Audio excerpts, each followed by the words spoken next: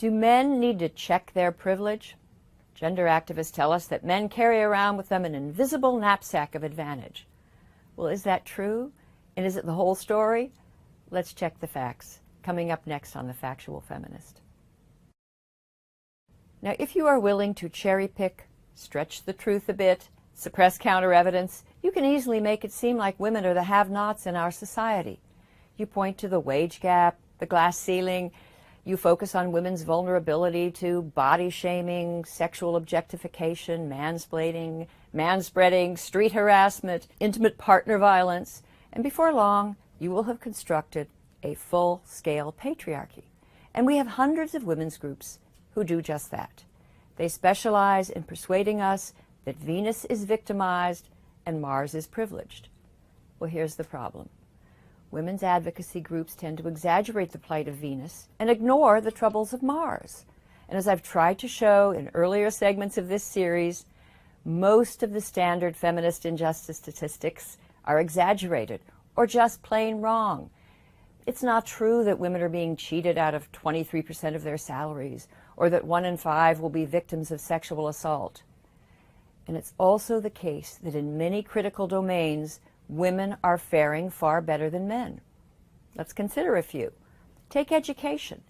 There, it is women who are the privileged sex. At every level of education, from preschool to graduate school, and across ethnic and class lines, women get better grades, they win most of the honors and prizes, and they're far more likely to go to college. Today, women earn a majority of bachelor's degrees and advanced degrees. Our schools do a much better job educating women than men.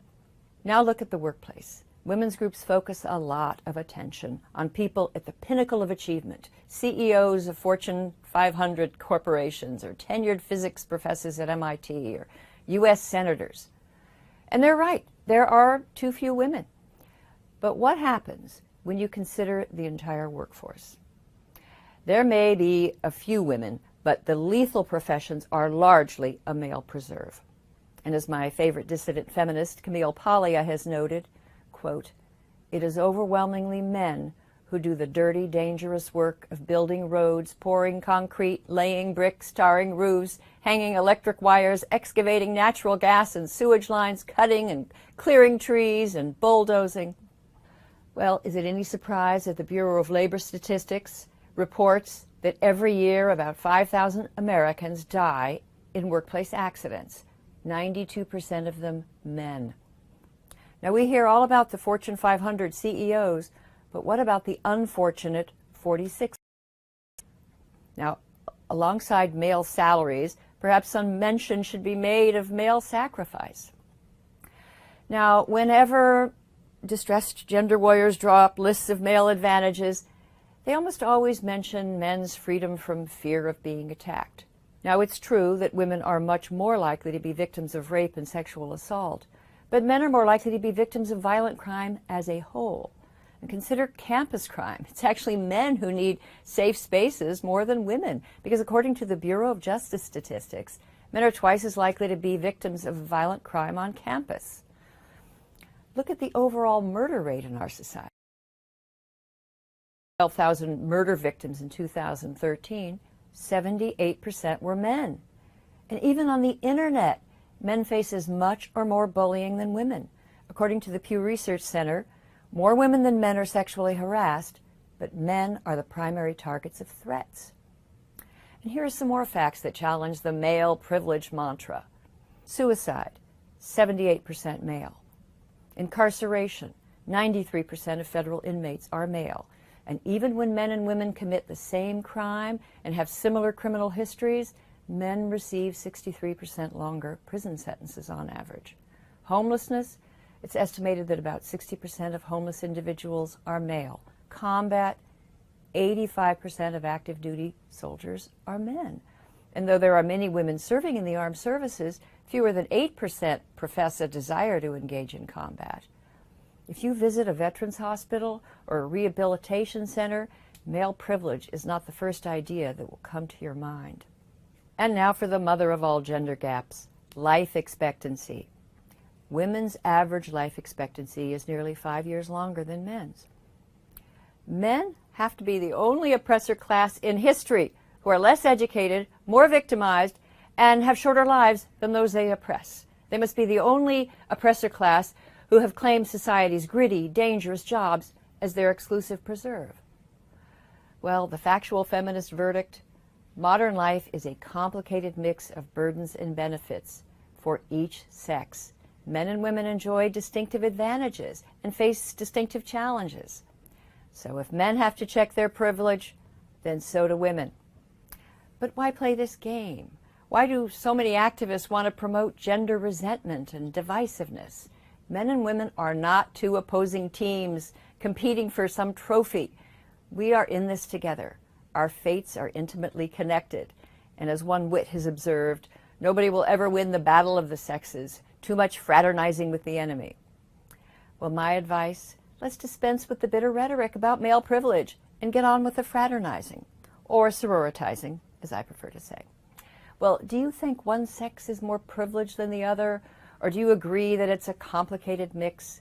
Let me know in the comments section, and I invite you to subscribe to the series, follow me on Twitter, like me on Facebook, and remember, before you tell a man to check his privilege, check your facts. Thank you for watching The Factual Feminist. I love my female privilege. It begins at birth. If my parents don't find my genitals aesthetically pleasing, they're not allowed to cut them. And if I get a urinary tract infection, I get treated with antibiotics, not a knife. If my parents' religious or tribal customs prefer my genitals to be mutilated during infancy, that doesn't matter. They're not allowed to do it. That's illegal, and you'll go to jail. I love my female privilege. I love my female privilege. When I'm an infant, my parents are more likely to respond to cries from me that indicate that I'm hungry, tired, sleepy, afraid, anything, with loving care. I get treated with kindness and gentleness from birth. I'm taught that if I ask for help, help will come. I love my female privilege. I love my female privilege.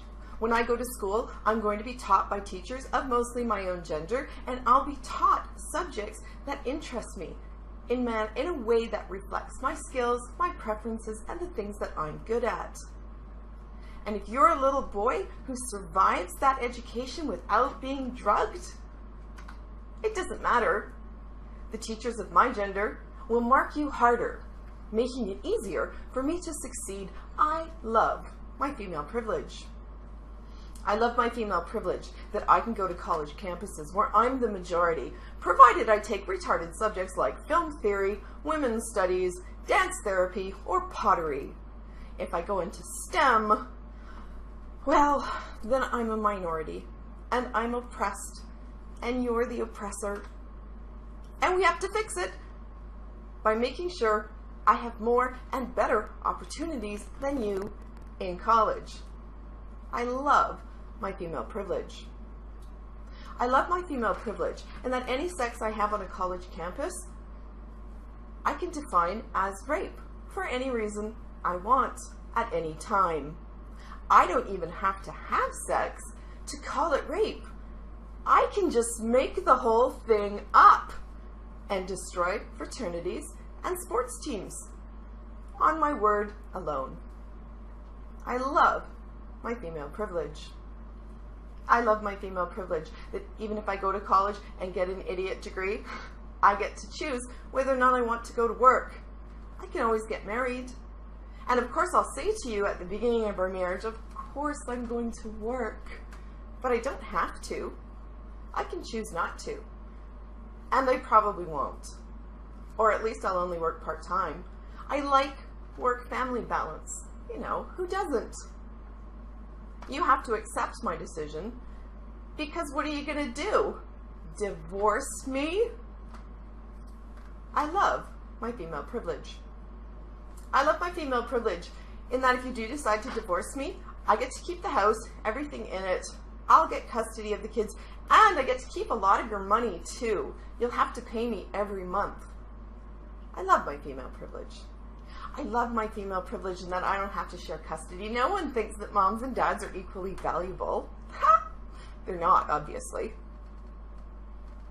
I love that I can stand up and demand equality, and I don't actually have to deliver equality myself. I love my female privilege. I love my female privilege that even if you're one of those rare specimens who actually does get custody of children, I don't have to observe those orders. No one's going to enforce them. I can keep your kids from you for years on end, and there's nothing you can do about it. I love my female privilege. I love my female privilege in that even if I do decide to go to work, I can take more time off, work fewer hours at a less demanding job, and certainly not a dangerous or dirty one. And then I can say that you make more money than me, and that's not fair. I love my female privilege. I love my female privilege in that choosing to have children is completely my choice. You don't get a choice.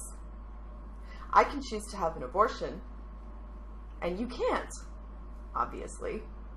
But even if I do give birth to a child and I don't feel like supporting that, I don't feel like interrupting my school schedule, I don't feel like interrupting my party schedule, it's just too much work. No one's going to force me to pay for or parent that baby if I don't want it. In every state, I'm allowed to simply surrender children I don't want and walk away. I don't even have to give my name. I love my female privilege. I love my female privilege in that if I get sick, my health care is well funded, often by the state. I love the fact that if I get cancer, I have more than double the funding of men's cancers. I love that if my health problems are mental health and I simply scratch myself on the wrist, I will be flooded with attention. I will have counselors. I will have all the drugs. And I will be able to say that women attempt suicide more than men, and therefore, we're the ones who suffer. I love my female privilege. I love my female privilege. I get to vote and choose leaders without getting drafted. I get to access state and federal programs without agreeing to die. And even if you did try to draft me, I would vote for the first politician who said that women can't be drafted, because drafting women is silly. You can't do that. We're special. I love my female privilege.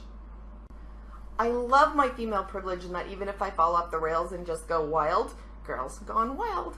If I steal a few cars, rob a few convenience stores, do some drugs, whatever, any manner of bad things, I'm much less likely to be charged with a crime, much less likely to be convicted of a crime, and even if I am convicted, I'm going to spend less time in jail than a man for the same crime. I love that I can point to crime statistics and say, you see, men are the ones who do all the crime. Look at the conviction rates. I love my female privilege. I love my female privilege the most because you can't win a fight with me.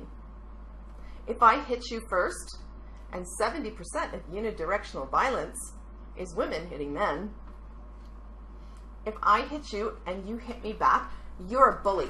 You're not even a real man, and you're going to jail. It's called the Violence Against Women Act. I'll have you arrested for domestic violence, even though I hit you first. You can't win. And if I hit you first and you don't hit me back, you're a pussy who got beat up by a girl. There's no domestic violence shelters, no resources available for you because man up. I love my female privilege. I love my female privilege because whatever I do is right. I can't be held accountable for anything. I'm sugar and spice and everything nice. I love my female privilege.